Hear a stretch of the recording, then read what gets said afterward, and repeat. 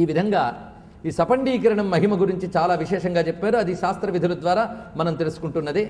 దాని తర్వాత 10 రోజుల లోపల అస్థి సంచయనం చేసుకుని అటు తర్వాత వాడు వెళ్ళి అస్థి నిమజ్జనం, అస్థికల్ని కలపడం గురించి చెప్పుకున్నాను నేను. 10 రోజుల లోపల చేస్తే చాలా శ్రేష్టం. తర్వాత కూడా చెయ్యవచ్చు, కానీ దానికి కావలసిన విధులు మరికొన్ని ఉన్నాయి. ఇది కాక గయా శ్రాద్ధం మొదలైనవి మాత్రం సంవత్సరానంతరం మాత్రమే చేయాలి, సంవత్సరం లోపల చేయాలని లేదు. తీర్థశ్రాద్ధం గయా శ్రాద్ధం గజచ్ఛాయంచ పైతృకం అబ్దమధ్యేన కుర్వీత గ్రహణేన యుగాదిషు యదా పుత్రేణ వైకార్యం గయా శ్రాద్ధం ఖగేశ్వర తదా సంవత్సరాదుర్ధ్వం కర్తవ్యం పితృభక్తితః. తీర్థశ్రాద్ధం కానీ, గయా శ్రాద్ధం కానీ, గ్రహణ శ్రాద్ధం, యుగాది శ్రాద్ధం, శ్రాద్ధాలు చాలా ఉన్నాయండి. మనకు తెలిసి సంవత్సరానికి కూడా పెట్టే శ్రాద్ధం గురించి అనుకుంటున్నాం.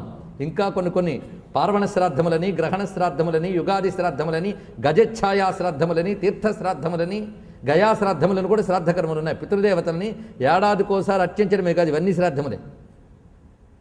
ఇప్పుడు అన్నీ పోయి ఇదైనా మిగిలింది, అది కూడా మిగిల్చుకోకుండా చాలామంది తెలివి లేని మాట్లాడుతూ ఉన్నారు.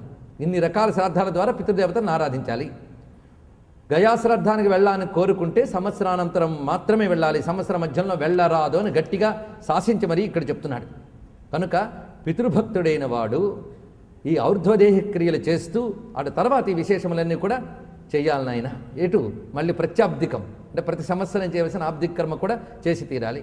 తర్వాత మహాలయ పక్షములు, వీటి గురించి కూడా ఇతర శాస్త్రములు చాలా విశేషములు చెప్పారు. పితృగణములు అనేకం ఉంటాయి. ఆ పితృగణాలను ఆరాధించడానికి మనకు అమావాస్య చాలా ముఖ్యమని చెప్పుకున్నాం. పాడ్యమి నాడు అగ్నిదేవుడిని ఆరాధిస్తే, విధి నాడు యమాది దేవతలను ఆరాధిస్తే, ఏ తిథి నాడు ఎవరిని ఆరాధించాలని వేదం చెప్తుందో దాని ప్రకారం చెప్పుకున్నాం. వైదికమైన అర్చనా విధానాలు మనం మొదట కొద్ది రోజులు చెప్పుకున్నాం.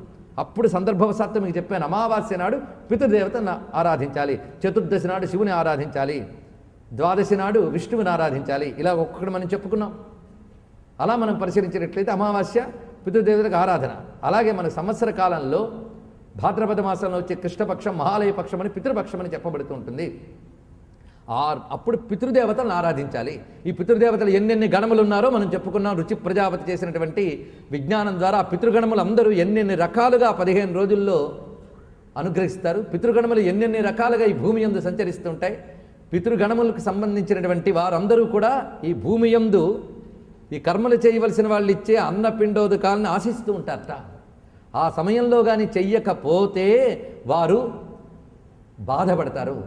ఆ సమయంలో వాళ్ళు ఎలా ఉంటారో చెప్పారు. ఇంటి గుమ్మాలను కూడా పట్టుకుని ఉంటారట కొందరు పితృగణాలు.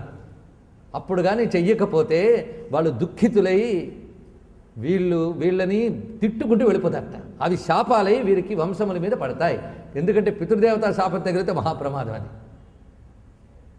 ఆ విధంగా చెప్పారు. అందుకు మహాలయ పక్షాల్లో ఆబ్దికాలు చేసి తీరాలి. శాస్త్రంలో చెప్పిన ప్రకారంగా మహాలయ శ్రాద్ధం. ఒకవేళ అవి కానీ చెయ్యలేకపోతే, ఒక్కొక్కప్పుడు కుదరకపోతే దానికి ప్రత్యామ్నాయాలు చాలా చెప్పారు. భోక్తని పెట్టుకుని పద్ధతిగా చేయనప్పుడు మరికొన్ని చెప్పారు.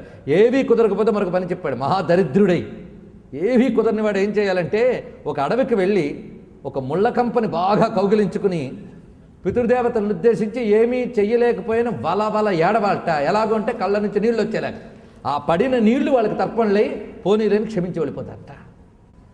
ఇది అత్యంత సూక్ష్మమైన విజ్ఞాన రహస్యములు. ఇవన్నీ కూడా శాస్త్రంలో మనకు చెప్పబడుతున్నాయి.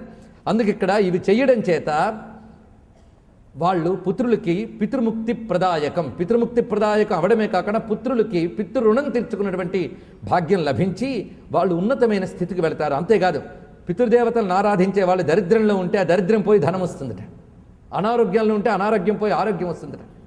వంశంలో ఎవరికి ఏ బాధలు ఉన్నా సరే పితృదేవత ఆరాధన వల్ల తొందరగా ఆ బాధలు నివారణ అవుతాయి అని వివరిస్తున్నాడు. ఇప్పటి వరకు చెప్పినటువంటి ఈ పితృయజ్ఞ విధానములు వివరించి దీనిని విన్నా, ఇంతవరకు చెప్పుకున్న పితృయజ్ఞముల గురించి అంటే నిన్న ఇవాళ మొన్న మనం చెప్పుకున్న ఇవి కానీ వింటే నిర్ధరోపి నరః కచ్చిద్ యస్ శృణోతి కథామిమాం సోపి పాప విన్ముక్తో దానస్య ఫలమాప్నయ. గొప్ప విశేషాన్ని చెప్పాడు.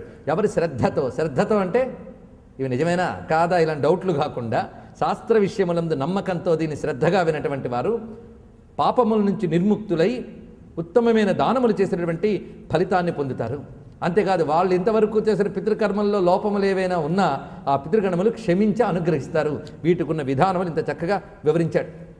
అంతేకాదు ఇది శ్రద్ధగా విన్నటువంటి వాళ్ళు విష్ణుని యొక్క అనుగ్రహం చేత ఉత్తమ గతులు పొందుతారు సుమా అనే ప్రస్తావన సూత పౌరాణికులు చేసి తర్వాత విషయాన్ని వివరిస్తున్నారు.